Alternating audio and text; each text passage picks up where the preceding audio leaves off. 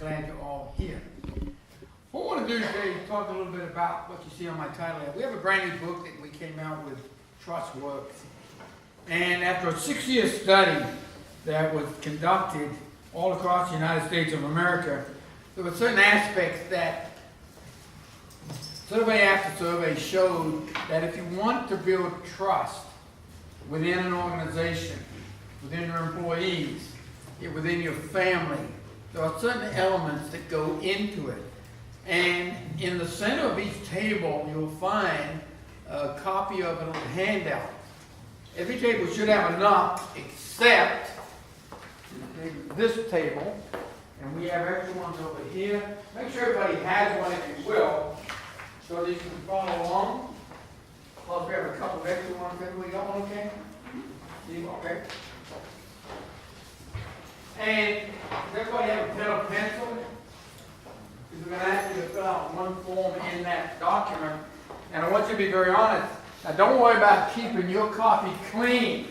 Because one of the things you're going to find is that if you want, forgot about that, extra copies, all you have to do is contact me and we'll electronically send you a set. So that if, like Jason, he has a pretty good team of folks there, and if he wanted to conduct this little survey with those people, he can do that. What I want to do is talk to you about where and why we developed a book about trust and the 4 aspects of trust that are so important for you to have if in fact you want to develop trust within your family, within your co-workers, within your clients, your customers. And when we wrote up the little write-up on today's program, we said, if a customer trusts you, then they'll do business with you. People like to do business with people they like. And I don't care who talks to you, who teaches you, that is a fact. Jason, Dad, Terry Penley, he and I have been friends a long, long time, 40 plus years. And even though we're competitors, that's where it ends. We're friends much deeper than the businesses we're in. So, and I mean that sincerely. Had the pleasure of going to his funeral home last weekend. I think some of you may have read about a young man who happened to die, and his son died within 36 hours previously. Buddy and Jimmy Estes. Jimmy and I grew up together. We went to school together. We went to JC's together. So that hit home. But you know, the worst thing is losing your son on one day, and then within basically 27 hours, your husband passed away also. So they had a joint service on Saturday and Sunday. So, I mean, you know, people go to funeral homes because they trust the people who run them. It's word of mouth. You can advertise all you want, but what can you advertise, you know, about a funeral home? Seriously. You know, pretty buildings, got nothing to do with it. It's to do with the service you get, how they make you feel. And that's strictly trust. And I think what you'll find is whether or not you're in like with Puckett, okay, Wayne back there, if you look at the 4 attributes on page 1, you'll see that what it says, in order to create trust between people, you've got to show that you have the ability to do what you say you're going to do. Secondly, you've got to be believable. You've got to act with integrity. And integrity is like black and white. There's no gray area in integrity. If you don't believe that, look at the newspaper over the last week and the Ethics Commission. I mean, surely you've been following that. You know, oh, we're putting on the director, or she's going on paid leave Friday afternoon, 4 o'clock. Monday, 7:30, they fire her. If you look at that whole mess, and I'm not taking one side or the other. You know, you got the government involved, the Attorney General involved, you got the Ethics Commission involved, transparency, which is a wonderful word. That's involved, but everything that's going on in that situation, you measure that against what I'm going to share with you in today's program. And you tell me, I can see where they're not doing this, they're not doing that, they're certainly not connected. They don't care about each other. They don't care about the people that should be getting ethical checkups, okay? I mean, seriously. So I don't care whether it's state government, federal government, local business, local school board, the board of commissioners, the mayor, and the council right here in town. If people don't trust them, the city starts losing clients, i.e. people who live and work in the community. And it won't take long before the tax base is eroded. Then you got to go up on your taxes just to keep status quo. So I don't care whether it's that or banking. Everybody banks. You go in and get a loan, they're going to charge you 1.5%, 3.5%, 5.5%, depending on your credit numbers. That's got nothing to do with dealing with the bank. Even in the banking business, it's, do you believe they have the ability to do what they say they're going to do? Do you believe they're connected with you? Do you feel welcome? Do they call you by name? Or they say, hey you, you know, what's your number? You know, I love that when you call them up, okay? Making connections over here. That'll cost you because I get a commission. All right, dependable. You know, being dependable, it's not like doing it right one time. It's doing it right every time. And every time. And every time. So what I'm going to share with you is basically a description of those 4 skills. And then I'm going to ask you to complete a little exercise. And then I'm going to ask you to be really brave. And if you have 3 or 4 folks work for you, how many folks you got working for you? Like, with you for you? 6, 7. 6 or 7. I'm going to suggest, tell me to send you the electronic copy, I'll send it to you. Or you can take one of these spare copies, Xerox it off. You're welcome to it. Hand it to the folks who work for you. Ask them to fill it out on you, as I'm going to get you to fill it out on you. Tell them be honest. No names. And don't give one of them a red pen so you can know which one wrote that. You know, that's a quick way to find out. Yeah, so you think I'm this, huh? None of the time? You know, but you got to be honest. And if you do that, you're going to find out that maybe a lot of your folks do agree that you are trustworthy. Okay? Running a real estate group within a county, within an area. Don't you have to have the ability to know what's going on in the real estate market? Don't you have to be connected with all those different real estate folks? Some you wish would get out of the business. No names. But you know, I'm serious. And don't we have people in the real estate business that give the industry a bad name? Just like we do in every industry. So, I mean, if you could take this example and process it, I think what you'd find is that everything would be much better. Trust level goes up. When it goes up, I promise you, business comes in. Harry over here with Cartridge World. Right after he joined Westcott, I told him I was going to come down and see him. Went down and see him. You've never been to his business right over here behind Jim and Nick's? You go in, and I think they've just about got every single cartridge that's made in the world on the wall in front of you. And if you say, yeah, I've got a brother so-and-so, they pretty much got it on that wall. I got an HP 6600, it's on that wall. The 4630, it's on that wall. If it's not on that wall, they tell you, I can get it within 24 hours and we'll send it straight to you. Now, look at what I'm talking about. That's building trust from a business standpoint to a client, to a customer. Okay? If they didn't have the cartridges, and every time I asked for a certain computer printer, well, I don't have that one, but I can get it in within 2 or 3 days. Well, you know, my printer's out. I need to run today, not in 2 or 3 days. So I go to whatever the next cartridge place is and try to get them to see if they can give me a cartridge. It's just like in the city. You know, they got all those printers in the police department, in the city hall and stuff like that. The mayor or the purchasing agent for the city or for the county, okay, is not going to do business if they don't believe he has the ability to make sure those cartridges are there. Of course, in his case, you could call it in, he could walk up here in 20 minutes, drive up here in 4 minutes. So it's the idea of creating this trust, this bond between you and the client, the customer, or family member. Acting with integrity, caring about others, which I think is so important. That's why I think today it's such a day. You talk about God working in different ways. Several of us in this room belong to the West Coast Business Association, and this morning we have our first referral meeting. So we go to Maximum One, which is where we normally meet. We get to the door, there's a sign on the door that says, we moved the meeting to Panera, West Cobb Avenue. And I'm going, didn't they email it to us? And then I found out later that apparently the sewage had backed up in the maximum 1 building. It's on the bottom of a hill, so I guess that's where the sewage starts, you know. And literally, real estate in that business was stinking this morning. So they moved it to Pantera. So we, 3 or 4 of us, had to drive over there. We got there a little late. The meeting was a little late starting. When it got my turn to stand up and speak, this is gospel truth. Ready for this? 8:45. Wow. So I got up and I said, I'd like to change my 1-minute speech. By the time I get through with my 1 minute, it will be 8:46. I'd like for us all to take 1 minute in silent reflection of what happened 13 years ago.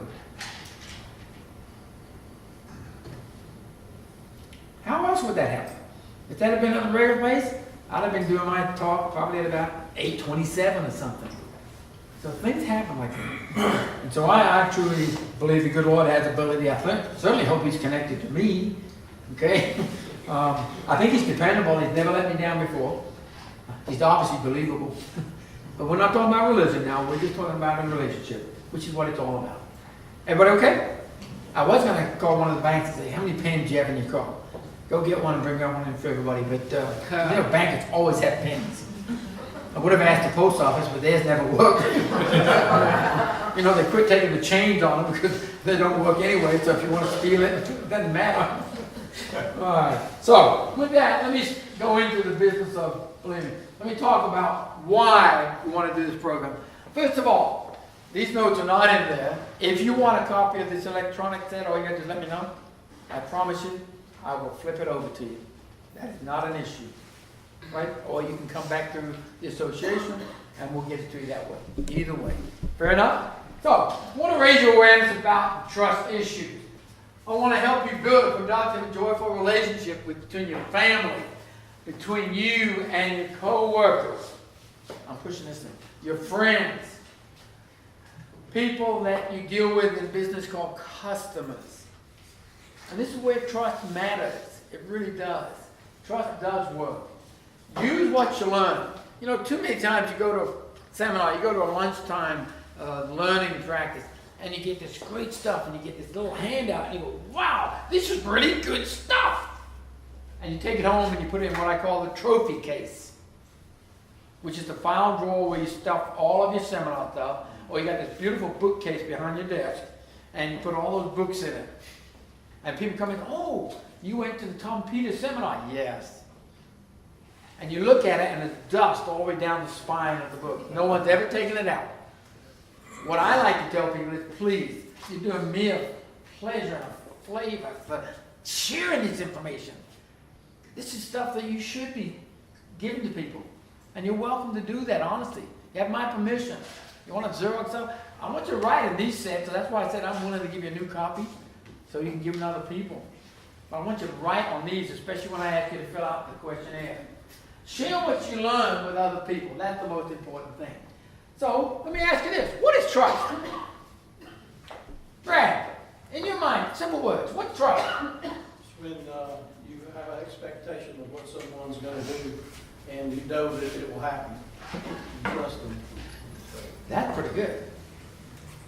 From a computer guy, that's real good.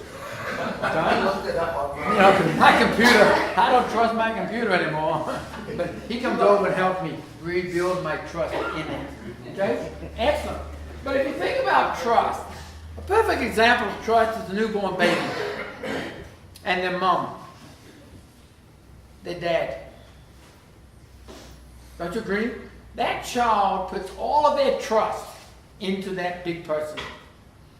And of course, you see stuff in the news lately about all the things happening to children.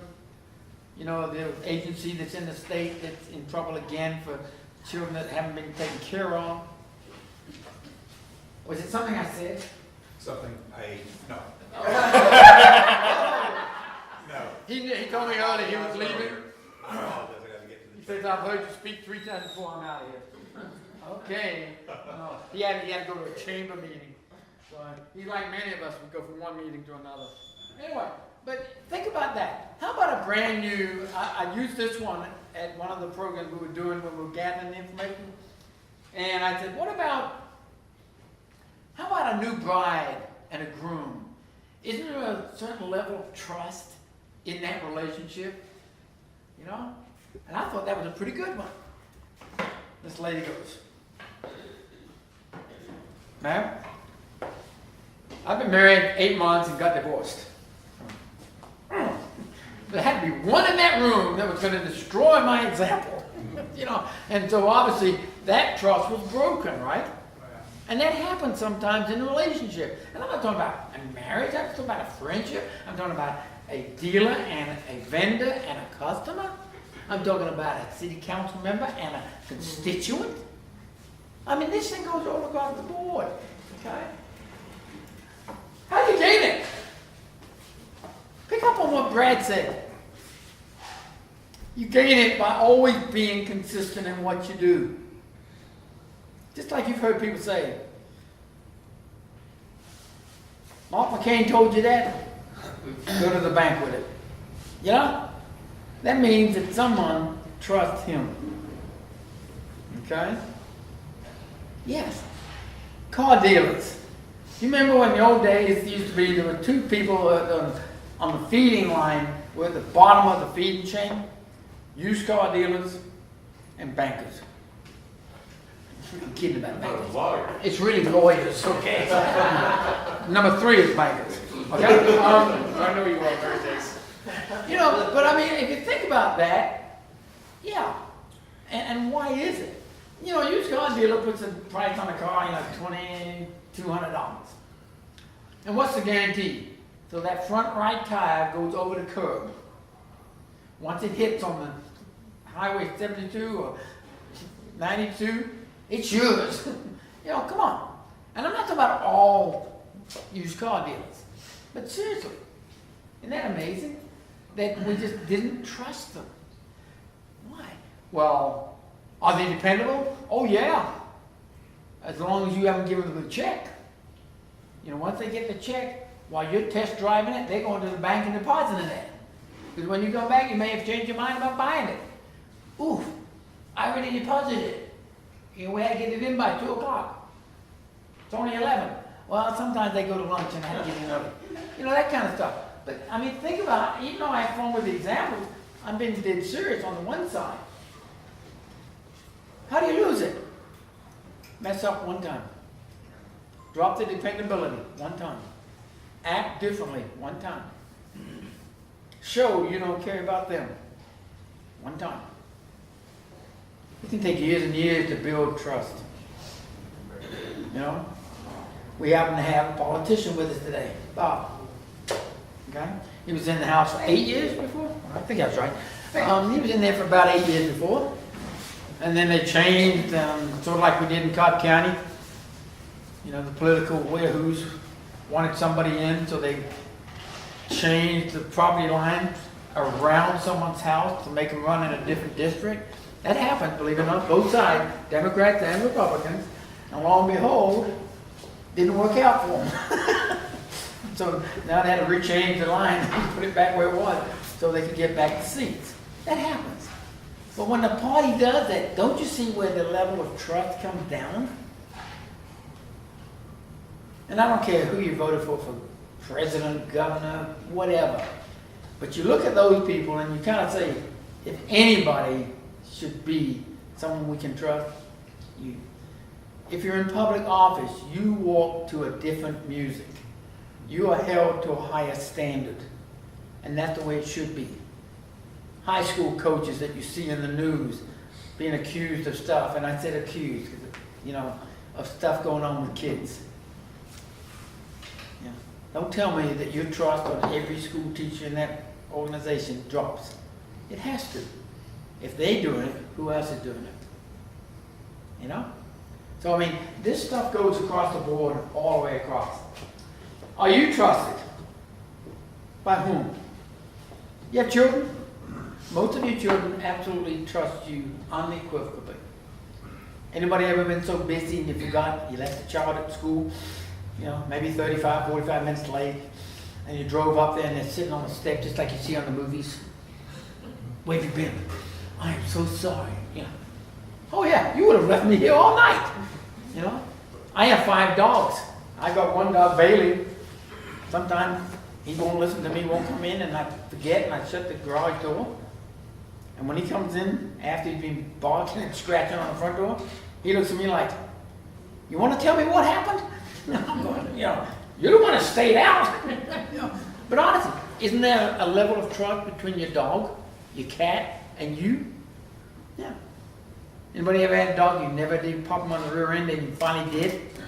You ever looked at his face and he's kind of going, where'd that come from? You know, you don't ever do that to me. You know, she does, but you don't, you know. And of course, about that time, my wife said, see there, he's spoiled. Right. Well, by whom and for what reason? Amazingly, what you're trying to do is create a common framework to define trust. And that's what we did when we started doing the study. Remember this, and this is very important. Building trust takes a long time, but it can be lost in a split second. One act, one word. Pat and I are talking and something comes up and I say, you know, please, don't ever let this go past your lips. And I share something with her, knowing that from past experiences, she's always been highly trustworthy. I do something and 2 or 3 minutes later someone comes up, puts their arm around me and says, God, I am so sorry about what happened. What? Well, didn't you? Well, it's only one person I ever told.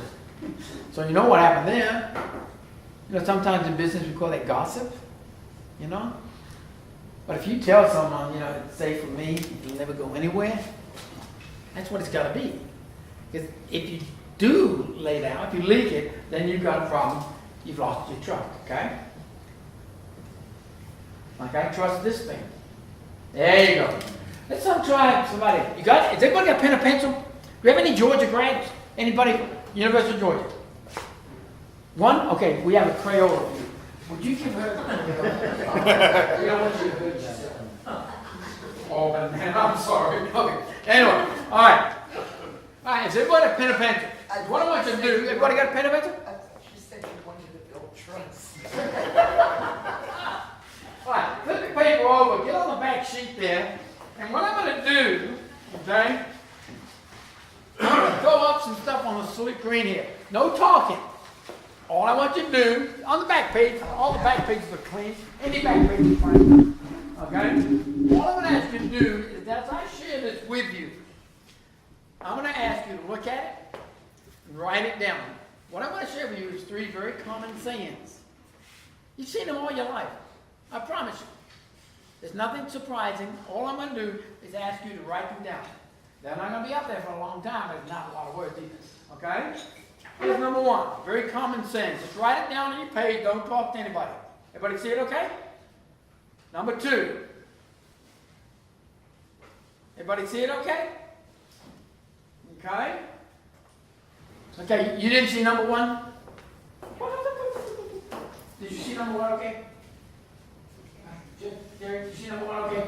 Yes. Okay, good. I know it's a little bit low, sorry. And I apologize about that. Okay, number 3. Whoa. Number 3.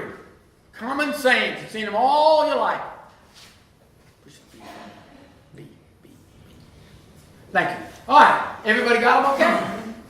Okay. All right. Give me back some power, please.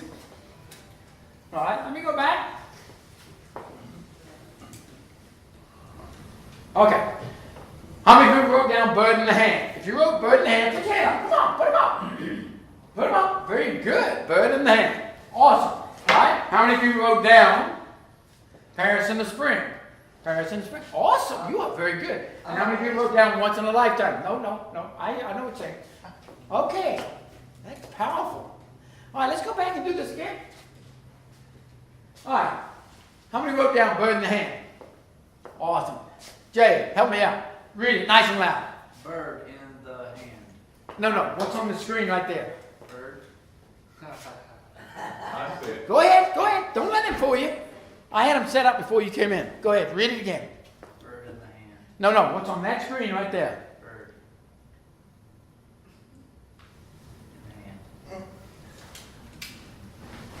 Man. I wouldn't lie to you. Why are you picking on your competition? My competitor. No. Obviously, those who don't see it, it's a bird in the hand. The. Ah! Okay, you want to do number 2 and see what happens then? Perishing the spring. Amazing, isn't it? Once in a lifetime. And see, I had to kind of shut down on Mary because she was going to say, that's not what I said. Okay, I know. Here's the deal though. What I did, so you pretty much trust me. And I said, these are 3 very common sayings. You've seen them all your life. Just write them down. Don't talk. Just write them down. So you trusted me. Now, the next time I put something up here, you may be going, I'm going to check this one real close. Because I got an idea he may be fooling me. Okay? But see, this is what happens. All right, so let's talk about something. Research shows 4 distinct behaviors, and I've already talked about them. I'm going to run through them for you. Ability, demonstrating competence. Okay? Now, when you get into business, you've got to add another word there, commitment. Because I may have the competence, I may have the ability to do something, but do I want to do it? Oh, but that's not what we're here to talk about today. If you have the ability to do it, then you're ahead of the game. We talk about believability, acting with integrity, and remember what I said. We're not talking about just now, we're talking about now, tomorrow, yesterday, 2 weeks from now. Just like I said, if Mama King said it, go to the bank. Now what's going to happen when he doesn't live up to what I just built for him? And someone said, well, let me tell you something. Restaurant business. We don't have any restaurateurs in here today. But I'll give you a good example. You have a great restaurant line. And we go in there and we have food or something and it's terrible. Service is ridiculously pathetic. And you come out and you go tell 9 other people about the lousy service. Amazing, isn't it? You just happened to go there a night where they were understaffed. They hadn't been getting a lot of people in on Wednesday night, so they cut their staff by half. You came in and you had about a 22-minute wait, and yet you're looking around seeing there's 8 tables with no one sitting at them. And you're wondering, why aren't they seating us? Staff, no one there to wait on you if you did sit down. But you know what? We just assume, if you think about it, sit me down, give me a glass of water and say, I'm John, your waitress will be so-and-so, and they'll be with you in just a few moments. But as long as I give you water, you can wait 2 or 3 minutes, 4 minutes, and it's okay. Sit me down and don't put any water in front of me. Where are they? Are we going to get waited on? Excuse me, can you wait on us? Come on, we've all been through that. And then we go out and we spread the word. So all of a sudden, the believability of that organization, oh, they have great service. No, they don't. And see, I tell 9 people that you don't know who I'm talking to. And they tell 9 people. Isn't that amazing? Remember the little corner restaurant down in Hiram here? Used to change hands about every year. You know what I'm talking about? Good location. A lot of traffic flow. This way, that way. No reason for it not to have done well. Except for the fact that sometimes they would cut back on their staff. And you go in there with 8 or 10 people and you want to have a nice little group meeting, good luck. You may be there 3 hours. Next thing you know, open it up soon under new management. And Slash Group's doing very wonderful. They're doing great. Olive Tree. Yeah. So, I write books on customer service. I'm the worst person you want to have something bad happen because I tell people about it. Okay? All right? Connected. Care about others. His business, my business, more than anything. That's what runs us. You can get anybody to bury you. You can get anybody to cremate you. It's the relationship you build with that family member. Funerals are not for the people who died. They're for the survivors. For a lot of families, and if I say it wrong, you correct me. For a lot of families, it's a way of saying, I should have done more for you when you were alive. And so they become extravagant on the funerals. Okay? Seriously. But it's the group. I don't care whether it's a Mays Ward, whether it's a Clark, whether it's a Westcott. It's how we deal with you during your tremendous loss. That's what's going to make us be referred by you to someone else. It's being able to handle 1,700 people from 2 to 4 and from 6 to 8, well, actually it turned out to be 9:30 at a visitation. You know? Were you expecting that number? Nah. But it happens. And when it does, you don't complain about not having somebody. You make a quick phone call and say, hey, get in here. Okay? Caring about other folks. Dependable. Maintain reliability. Not now, not tomorrow, not yesterday, all the time. Okay? Now, trust is a matter of perception. Would you believe that? Yeah. Perception becomes a reality. If you've always dealt with an organ, do any of you drive Fords and that's all you've ever driven, a Ford? Okay.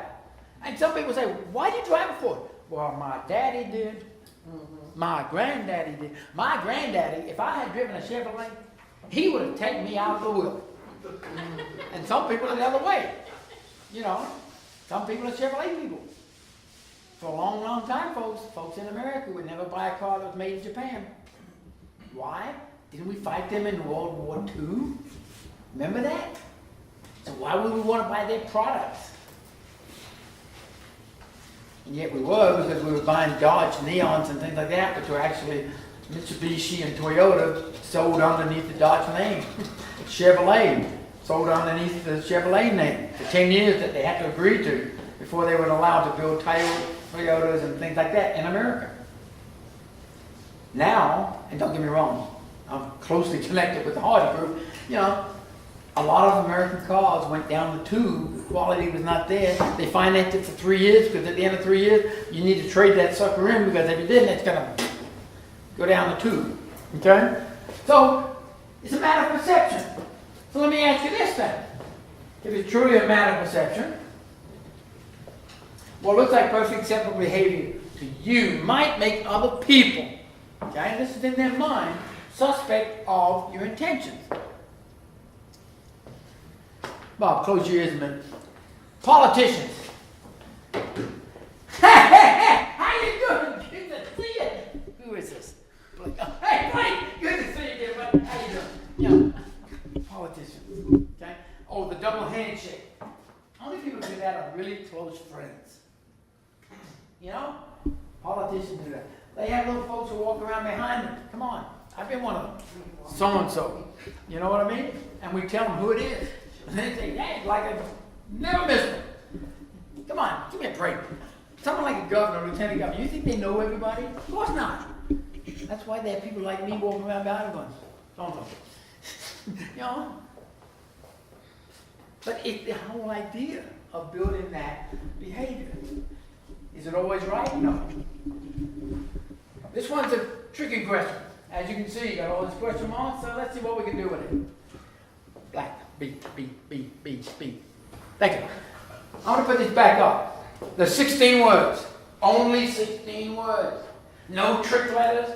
All I want you to do when I put it up there, it's going to be a short time, I want you to count, okay, the number of times, okay, the word appears in it, okay? F, the letter F, it's in words. How many times does the letter F appear in these 16 words? Go. No tricks. How many times the letter F appear in those 16 words? I'll even read it for you. Feature films are the result of years of scientific study combined with the work of many. Down. All right. How many times do I write? Write it down. Just write it down. Don't tell me. Write the number down on the sheet. That way I know what you said. Good?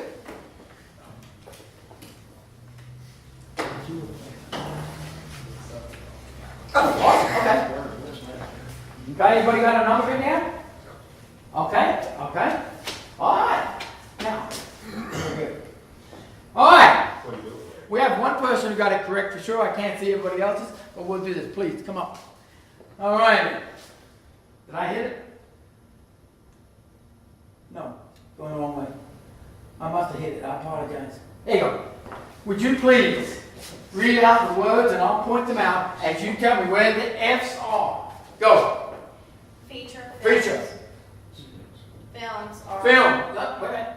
Leave her alone. Okay. Feature. Yes, 1. Okay. Films, Film. 2. 2, are the result of years of scientific 3. 3. Uh-huh. Okay. Study combined, Scientific. 3. study combined with the work of many. That's it. That's the 3 you had. Scientific, feature, and films. Okay. What's even? No. Turn it off for me. What's even amazing? Did you hear what she said? She read through the words. Did you hear her? Put it back up for me, please. One more time. I'm going to point them out as you go through. Just call out the words with the F in it. I'll point to them. Go for Feature, it. Feature. films, Films. scientific. Scientific. Give her a big hand. Anybody disagree? Oh. What do you see? Okay, hold on. You got this 4? Okay, hold on. Show it again. We don't count that one. Okay. Oh, that's the one Okay, I oh, that's the 4th one? Okay. The fifth one. Okay. Okay, well, start from the top and tell me where they're at. Yeah, feature. No, the split here. Feature, Feature, films, films, scientific, scientific, and and art. There's 4. No. No. No? The 6. Okay, let's try it again. Lord, okay. Go for Feature, it. Feature, film, films, of, scientific, scientific, of, and art. Now, how did I miss those? Is that the same screen, John? Say the words in the same slide, I promise you. Look at it right here. And then that blow your mind. You know why? Say the word O-F. Say it. Say it again. Pronounce what you just said. Say it again. O-V. Say it again. That's not F. That's Yankee. No, that's all across. Isn't that amazing? The brain works on phonics, folks. You're saying of, and the brain said that is not an F. Move on. What was so beautiful, she was actually reading the off words when she went. Scientific films are the result of, and she said all, scientific, and then she came back and said, feature film, scientific. She actually said the word OF. That's why I was going, and I'm thinking, she got them all. There are 6. Now, bankers always got to be different. You want to tell them how many you wrote down? The first time. 7. The Now, first. I know. I'm going to cover for you. I'm going to cover for you. You got 7.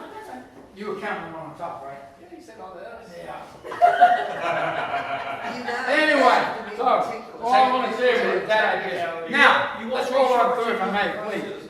All right. Now, let me share this with you. Okay? When I give you this document to take with you and fill out, I want you to be perfectly honest on it. I'm going to ask you to rate yourself on each of the questions you're going to ask on that sheet in front of you where you got the 4 different abilities. You're going to write down an H if you hardly ever do what the question asks. You're going to write down S if it's sometimes you do it. You're going to write down O if you often do it. You're going to write down V if very often you do it. Or you're going to write down a wonderful A if you always do it. So if you look at that sheet, where it says able, believable, connected, and such, get quality results. We're not doing it now, I'm just suggesting. If hardly ever, you got to put down H. Don't lie to yourself. If you always get quality results, then you can put down always. But remember, you're going to give it to your employees and ask them to judge you also. So I'd be real careful about doing this one. If you do, put it down. Often. And I'm not saying there's a score in here that says always the correct answer. There is no correct answer. You got to put down what you believe is the right answer. Okay? So, we'll talk briefly about the 4 attributes. Now, believe it or not, this is in the document. You don't have to write it down. All I'm saying about when we're talking about ability It's talking about you getting quality results, solving problems, highly skilled in what you're being measured against. You're good at what you do. Have relevant experience. That's experience that's actually going to make you better at doing what's in banking. You may have been in the insurance industry for 25 years, and that gave you a lot of relative experience that could transfer to banking. You may have been in a credit union, and it transfers to banking. Real estate, you may go into construction loans. Same. You're building on experiences you had in the past. Using my skills to assist others. And again, keep in mind the score sheet. Hardly ever, all the way up to always. What you have to do is be on it and score yourself on those skills, okay? Now, strive to be the best at what you do, not just now, all the time. When you pick up a part of your life that you want to measure, it could be as a parent, it could be as a boss, as an employee, okay? People get being about serving the association as, executive directors and stuff. That's what you're measuring. So you have to decide what it is, okay? Now, same thing goes if you go to the second page and we talk about believable. It's on the back of that page. We talk about being believable, the skills are there. We talk about being connected, the skills are there, and dependable. If you turn over to the next page, there's a score sheet. All right, if you look on the score sheet, once you score that sheet, be honest. You may want to keep it clean until you go home and run off the copy for yourself. Help yourself. Then what you want to do is take the score sheet, just like it tells you. Enter the numbers of H, the numbers of S's, O's, B's, and A's that you got in each of the relative areas. Put your little mark down there, and then you multiply by the 1, 2, 3, 4. However it works out, write down. If you put like on the H, let's say you got 4, and then you multiply by 1, that's 4 times 1 is 1. And then you put 4 down the bottom, and let's say the next line is 6, 1, 2, and 3. Then you add them all up. What you're going to wind up doing is each of the 4 areas, 1, 2, 3, 4, the ability, the connectedness, the believability, the dependability, you'll come up with a score. And then there's a score sheet on the right-hand side. You can use that to tell yourself how trusted you are. Okay? Remember what I said? Be brave. Make a copy before you mess up the sheet. Give it to 6 employees. Ask them to fill it out on you. How do they rate you in each of those issues? Same document. And then see the difference in the scores. Hopefully that'll be perfect and you'll all be the same. I don't know. Then on the back sheet, it talks about things that you need to be looking for. If you look at this issue, it's pretty simple to tell you what would be a buster for like ability, getting quality results, not getting quality results, getting quality results sometimes when you feel good, but not when you feel bad. Okay? So the issue becomes one of literally. If you'll leave us a business card, or if you want to tell Deanna that we want to send you the electronic set, we have 2 other slides in there that talk about busters. Things that you can do to destroy the level of trust you built. Okay? And we'll supply those to you. Honestly, you're welcome to take that program and do a program at your workplace and just share the information with your employees. Seriously. I mean, that's what it's for. No good if you learn it and keep it. It's only good if you share it. So, there you go. I appreciate it. And hopefully that challenged you a little bit.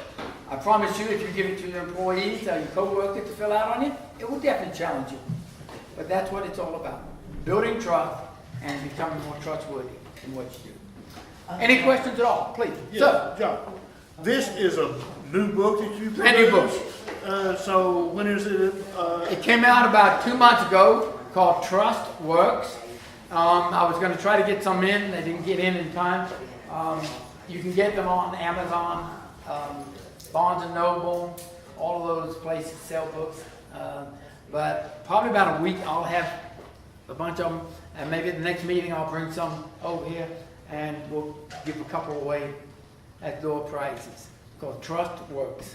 And I promise you, it's a 6-year study that we put together into the book. And like all of our 1-minute manager books, very simple, big letters, 112 or less pages, so you can pretty much read it within an hour. Okay? It's trustworthy. Thank you. Okay. There you go. Thank you, John. I've got a few additional announcements before we get out of here. Get my sheet out here.